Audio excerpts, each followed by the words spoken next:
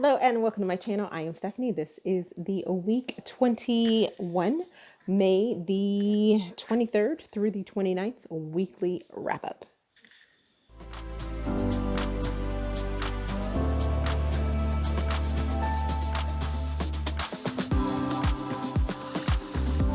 As I said, I am doing the weekly wrap up. As you can see, I am in a different location and we're at family's house. So forgive any background noise that you may hear. That's because they're over there playing a game and I'm in here recording this video for you guys. Yay. So as you can see, I am back in my patch because my eye is all sorts of wonky and crazy and it is not cute whatsoever. So we're just going to deal with the patch instead of not doing videos for you guys. So let's just jump right into the books that I read last week because I think I got my groove back. Yes, I read 9 books last week. So it's going to be a bit of a long one. So let's talk about these books. I finished Love by the Dragon, Stonefire Dragon number 4.5 by Jessie. Donovan in paranormal romance. I give it 3.5 stars. I give it 2 Steam fans. I listen to this as an audiobook, and this is a novella. So you have to read this book after you have read a few of the other ones. And we're back with a couple of Evie and Bram, and they are doing a Christmas holiday sort of thing, as well as giving birth to their first dragon baby. And Bram is his normal possessive self, and I really enjoyed it and thought it was really cute, and it was a good little a little add-in type story going on there. Next we have Twisted Love, Twisted series number 1 by Anna Huang, and I place this in romantic suspense slash dark romance. I'm giving this one 4 stars, give it 3 Steam fans. Read this as an ebook. It's available on Kindle Unlimited, and this was part of a project that I was doing that you guys will be hearing more about later on, probably next month. But this is an Asian author, and our 2 characters are Ava and Alex, brother's best friend story kind of trope going on here. And Ava is off doing a photo shoot. She takes pictures and she's a photographer and a model, but her brother is super protective over her because of some things that have happened in her past. And when she gets stranded because she didn't have her car for some reason on this shoot that she was doing, her brother ends up having Alex come pick her up. Well, Alex has it's a bit of an age gap story too. There's like 4, maybe 5 years in between them, whatever. Alex is this like phenom. He's a smart kid and, you know, has some things that going on in his past, and he has some traumas that he's working through as well as Ava. So the 2 of them are fighting their feelings for each other. Well, when Ava's brother ends up going overseas for his doctorate program during his gap year, Alex is now taking care of Ava, and she makes it her mission to make him fall in love with her and have this extra side. And it was interesting. It's more of a slow burn, if I'm not mistaken. Did I write that it was a slow burn? I think it was a slow burn. A little. But they both have dark pasts and family secrets and things like that. So it's lots of twists and turns and things like that. That's why it's placed in both romantic suspense as well as dark romance, because the taboo, forbidden part of it is that it's the brother's best friend. And they have like a little bit of an age gap type thing going on there. Next, I finished Collision, which was Collision series number 1 by Kristen Granata. And I placed this one in new adult. I give it 4.25 stars. I give it 2 Steam fans. Read this as an ebook. It's part of my project that you'll be hearing about later on as well. There are a lot of content warnings within this story. We have grief, we have death, we have trauma and abandonment. It is the beginning of a series, so it does live on somewhat of a cliffhanger. Our couple here is Merritt and Chase. Merritt is involved in a pretty significant traffic accident where her car starts to burn. Yes. And Chase and his family are kind of integral to her, the part where it comes to be her saving and stuff like that. So you have all of those kind of things going on with it. And I really enjoyed the story. I don't know that I liked the ending cliffhanger that was put out, but at the same time, it's okay.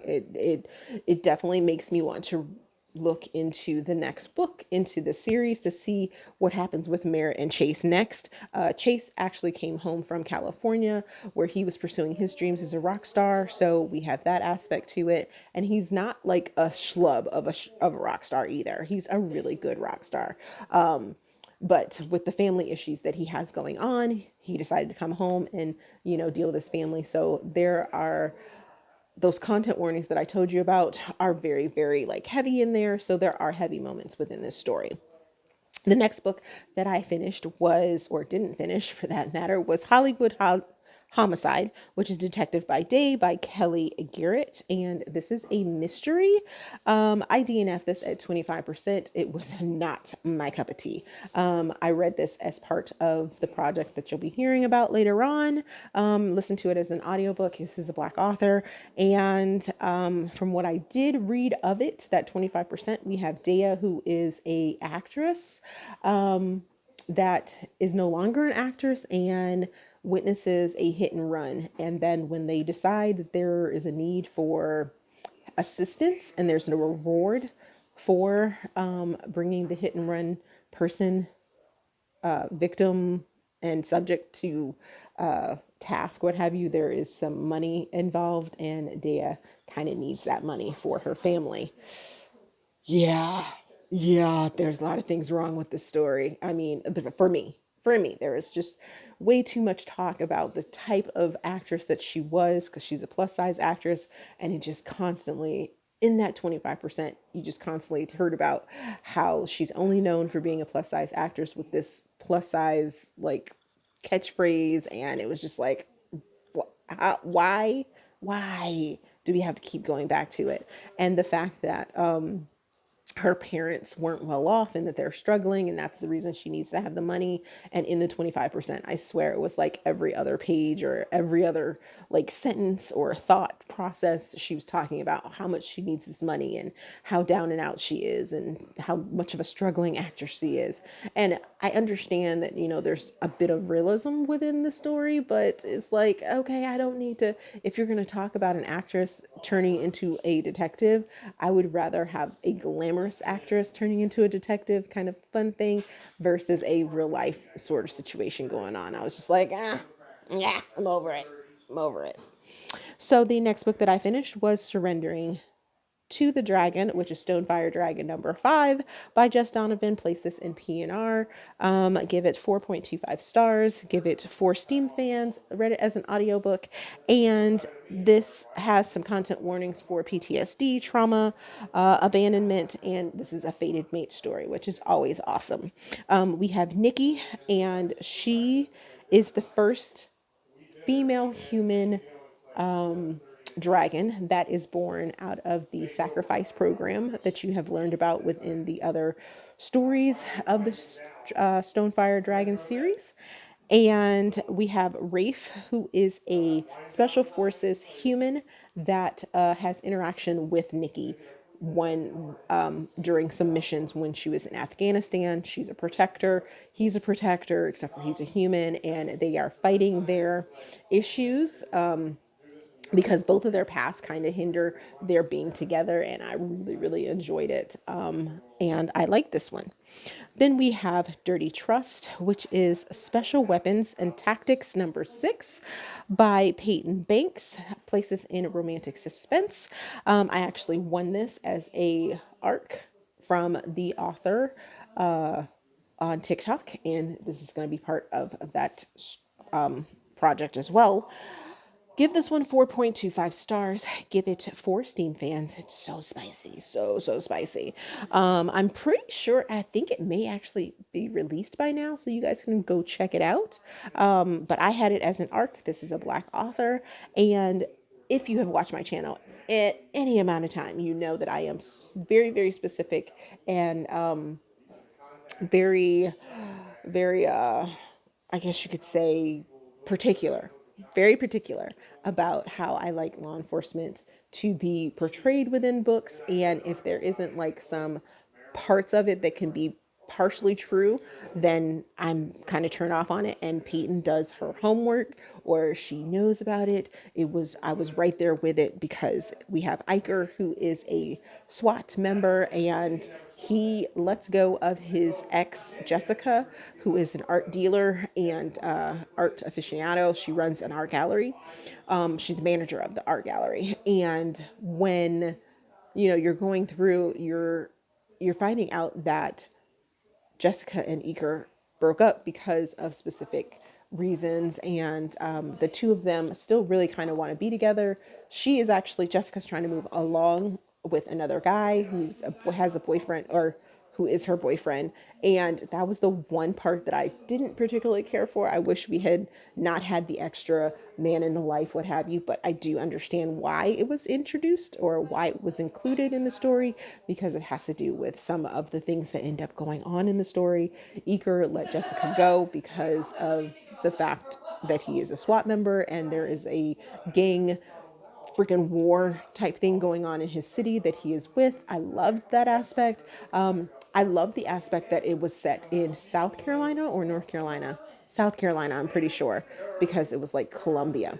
And it kind of gave this. I've actually been located and stationed in South Carolina, so I have worked with law enforcement down there. So it kind of had that little feel to it, and I just really, really enjoyed it. It was very, very believable and had me on the edge of my seat, and I really enjoyed it. Let's see. The next book I finished was Cured by the Dragon, which is Stonefire Dragons number 6, by Jessie Donovan. Placed this in Paranormal Romance. Gave this one 4 stars. Gave it 2.5 Steam fans. This wasn't as steamy as it normally has been. Still funny, still really enjoyed it. Listened to it as an audiobook, and this one is a slow burn, which is why I think it wasn't as spicy. But we deal with PTSD and trauma in this one, because we are talking about Cassidy, who is also known as Sid, Dr. Sid. She is the Stonefire Dragons doctor on there, and she has been fighting for, gosh, like 20 years, I think it was, or something like that, because she thought she had lost her dragon. But come to find out, the episodes that she was having are her dragon trying to get set free because of some trauma that she had in her past and things like that. So really, really enjoyed this story. We have Gregor, who is another dragon doctor that comes in and helps Sid, and the two of them are finally matching, and I loved it. He was so sweet and fun, and just the care that he took with her and trying to unlock her dragon, and finding out, the things that they were found out. I don't want to spoil too much, but I really enjoyed this story. It was so funny to watch the two of them interact, and I just really, really enjoyed it. Next, we have The Rebel Heir, Crest Family number 2 by Niobia Bryant. Place this in contemporary. Give this one 4.5 stars. Give it 4 Steam fans. Had it as an arc. Finally got to read it after its release. It was slated to be released at the end of May, and it surely did come out, and I am so excited to talk about this book. This is part of the Harlequin Dare series, and I really, really loved this story. This is the second brother that we're hearing about, and his name is Cole. He is the rebel of the Crest family, and he definitely pays off on this. Jillian is the private chef that is working for the Crest family, and the two of them have had a romance going on, some friends with benefits for the last year. And when both of them are sort of found out, but at the same time, they end up splitting up for some time, because some feelings are hurt on each side of them. So, the both of them have to figure out where they're at. And it is a bit of a slow burn, but the sexiness is so there. Like, first chapter. It was so spicy, so spicy, and I really loved it. I can't wait to get to the rest of the brothers, and more family secrets are revealed, and it was so great. And then the final book that I finished reading last week was Wild Ride, which is Wild Horses #1 by Kim Loraine. Place this in contemporary. Give it 4.5 stars. Excuse me. Give it 4 Steam fans. I listened to this as an audiobook. I received it from the author in physical form. I believe it was either a giveaway or she just sent it to me for as a blogger. But I am so happy I started this family. I cannot wait to read the rest of the Wild family, and I really can't wait to go back and read about the Riker family. It is a feuding family that ends up getting some accidental marriages going on here, an accidental marriage, because what happens in Vegas doesn't stay in Vegas. Sutton is the cowboy that is kind of secretly crushing over Sarah, who is the reality star. Her family is all about reality television. They have a TV show and things like that. Well, Sutton's family is old Hollywood, and even though they're not in the reality business, there is that family feud that's going on between the two of them. So it has a bit of a Romeo and Juliet feel, as well as feuding families, Hatfield versus McCoy's type thing. And I was really here for it. And there's a lot of sexiness, and then there's some funny times, and their banter between each other is so sweet and so much fun. And it felt really good, and makes me want to read the other series that this was spun off of, as well as continue to read these stories for this family as well. What am I currently reading? I am currently reading the new Salvation Society books that are coming out. We have Loyalty by Heather Daringe, Enshroud by Stacy Johnston, Unaware by Kiera Jayne, Desperation by Ashley Cade, Charged by Akridge. I also have an art copy of Because of You by Fabiola Francisco, and hope to have my art copy of Real by Kennedy Ryan, hopefully here soon, by the end of today, hopefully. Other than that, that is what I'm currently reading. Let me know down in our comment section if you guys are reading any of these books or what have you, what your feelings are. If you have read any of them, let's discuss them. I will have our next month's book picks up on the 1st. So in between the 1st and the 7th is when you guys can vote on which book we will read together as a buddy read. And then the 3rd week of June, we will have a Zoom meeting. I haven't decided what time of day I will put that on again, but I will leave a poll the same day that the book choices go up. I'll leave a sort of time poll as well. And then the 3rd week of June is when we will have that Zoom meeting. Other than that, thank you guys for watching. Make sure that you're liking the video, and I will see you guys next week.